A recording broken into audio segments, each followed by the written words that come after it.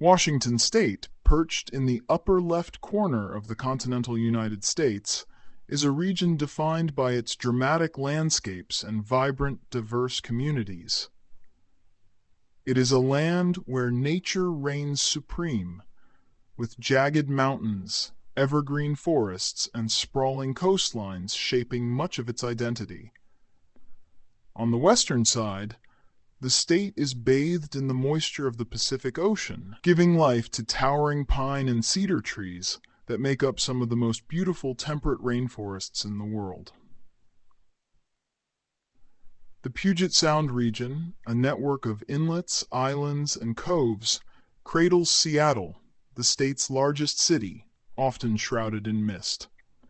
Known for its tech innovation and iconic landmarks like the Space Needle, Seattle is also a hub of culture, boasting a rich history of music, arts, and coffeehouse culture that complements its natural surroundings.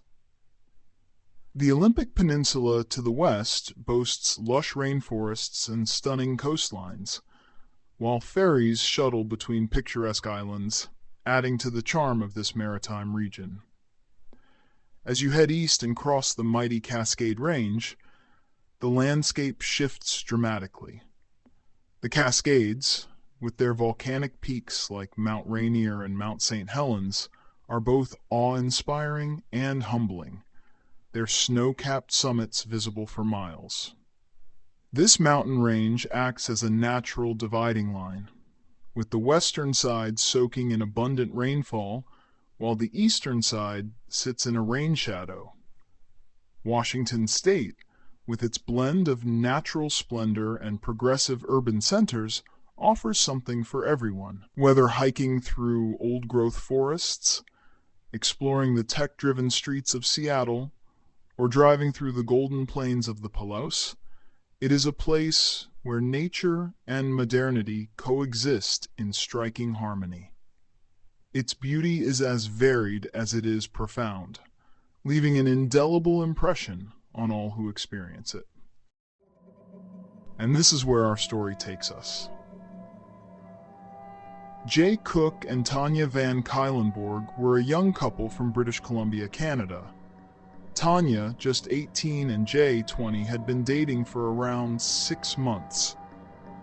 On November 18, 1987, the couple embarked on a road trip from Saanich, near Victoria, British Columbia, to Seattle, Washington.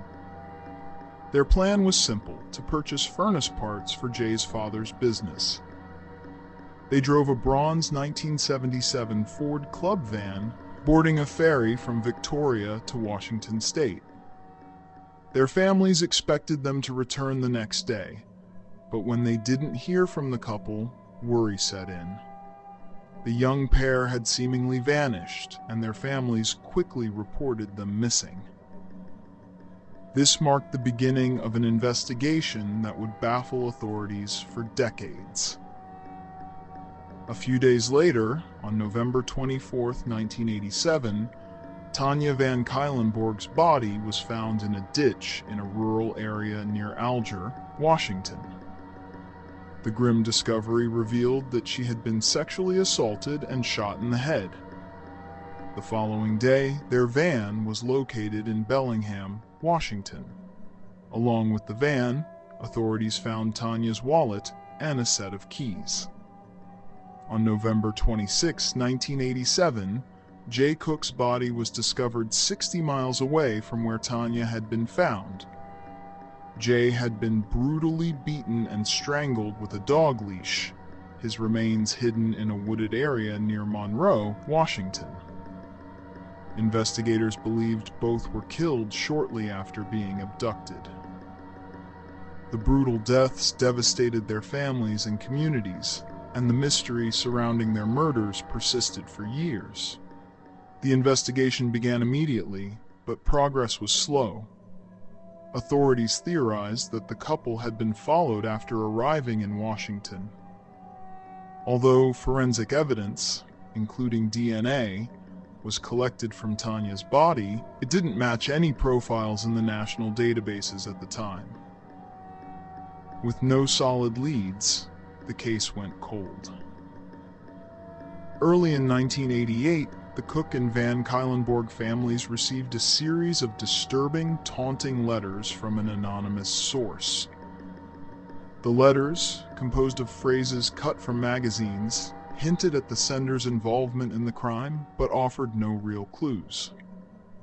Despite fingerprint analysis and handwriting tests, these letters failed to advance the investigation. For years, the case remained at a standstill. Investigators worked tirelessly, but the DNA collected at the crime scene led nowhere. Despite widespread appeals for information, media coverage, and the involvement of multiple law enforcement agencies, the case stayed cold. The families of Jay and Tanya waited, desperate for answers, but with little progress. In 2018, more than 3 decades after the murders, the case was revived, thanks to breakthroughs in DNA technology and genealogy research. The DNA found on Tanya Van Cuylenborg was uploaded to a public genealogy database, the same method that had been used to capture the Golden State Killer. This allowed investigators to construct a family tree of potential relatives linked to the unknown suspect. Through meticulous work, authorities narrowed down the pool of suspects and focused on a man named William Earl Talbott II. Talbott, who lived in Washington at the time of the murders, had never appeared on law enforcement's radar. He was 24 years old at the time of the crime, with no prior criminal record. In May 2018, detectives obtained Talbott's DNA by surreptitiously collecting a cup he had discarded. When the DNA from the cup was compared to the evidence from Tanya's body, it was a match. William Earl Talbott II was arrested on May 17, 2018, and charged with the murders of Jay Cook and Tanya Van Cuylenborg, marking a groundbreaking moment in the case that had remained unsolved for over 30 years. During the trial, prosecutors presented the DNA evidence showing how it directly linked Talbott to the crime. They argued that Talbott, who lived near the area where the bodies were found, had the opportunity to commit the murders. However, there was no direct evidence placing Talbott at the scene, and he maintained his innocence throughout the trial, choosing not to testify. The defense proposed that Talbott may have had consensual relations with Tanya, but the violent nature of her death and the brutal murders of both Tanya and Jay made this claim implausible. The prosecution's case remained strong, with the DNA evidence as the centerpiece. In June 2019, William Earl Talbott II was found guilty of 2 counts of aggravated first-degree murder.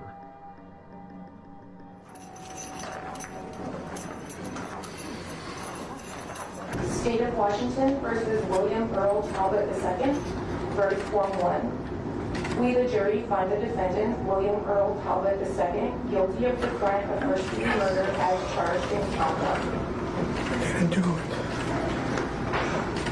Verdict form 2. We, the jury, find the defendant, William Earl Talbott II, guilty of the crime of first-degree murder as charged in count 2. Special verdict form 1, aggravating circumstances. We, the jury, having found the defendant guilty of premeditated murder in the first degree on verdict form 1, return a special verdict by answering as follows. 3. Answer, yes. Special verdict form 2, aggravating circumstances. The following month, in July 2019, he was sentenced to life in prison without the possibility of parole. Talbot became one of the first individuals to be convicted using genetic genealogy, a revolutionary method that has since helped solve numerous cold cases. For the families of Jay Cook and Tanya Van Cuylenborg, Talbot's conviction brought a sense of closure after more than 30 years of unanswered questions. The use of genetic genealogy was hailed as a significant breakthrough in forensic science, offering hope to the families of other victims still waiting for justice. Though Talbot never confessed, and his exact motives remain unknown, the case stands as a milestone in criminal investigations. It highlights the extraordinary power of modern DNA technology and genealogy to solve even the most difficult and long-standing mysteries. Jay Cook and Tanya Van Cuylenborg's lives were tragically cut short, but their families finally saw justice served.